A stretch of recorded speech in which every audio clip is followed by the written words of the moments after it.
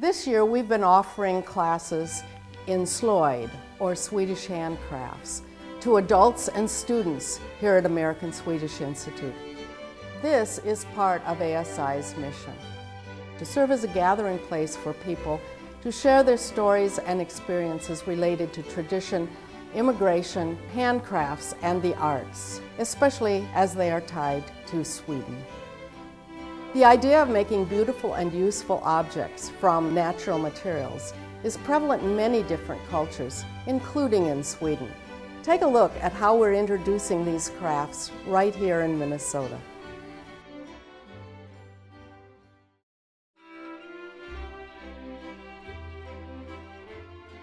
We became interested in Slöjd in the year that we were living in Sweden with our family. We traveled over there to live in a small town called Arvika near Karlstad, and we stayed there for a year. And one of the things we did is as many cultural events as we could, and one of the first ones was a fall festival. And at the fall festival, I noticed a woman wrapping wire, so I asked her about it. And we ended up exchanging emails, and then come spring, I emailed her and asked her if she would teach me this craft, and so I spent the day with her. And I think what inspires us to work with it is that it's pretty low-tech, cheap materials, sort of unlikely artistic supplies. After you're done working with them, you come up with something of great beauty, sometimes of use, and I think that's what kind of inspires us to do Slöjd.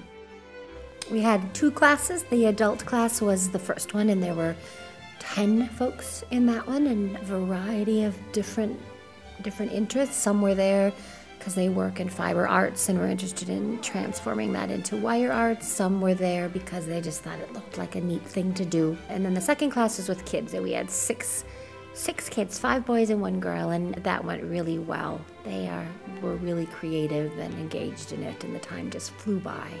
Starting Slöjd, you need to have wire that will do what you want it to do. Some wire is very stiff, some wire is very soft, and you want a softer wire that you can bend and is easy to work with.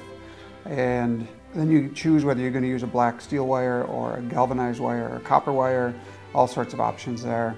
But then deciding what you're going to make, cutting pieces of wire that are the right size, and using one of several techniques to combine things together and be weaving or fixing wire to itself to make baskets or candlesticks or baskets, wall hanging, coat hook devices. The sky's the limit. There's all sorts of things, including kitchen utensils and egg cups and things like that can be made with Slöjd.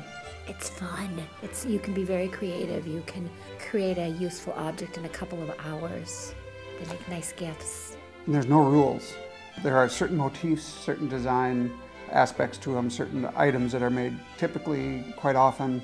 But as one of the adult students yesterday in our class, he just sort of listened to what we said and then took off on his own and came up with all sorts of neat ideas, things we'd never seen before.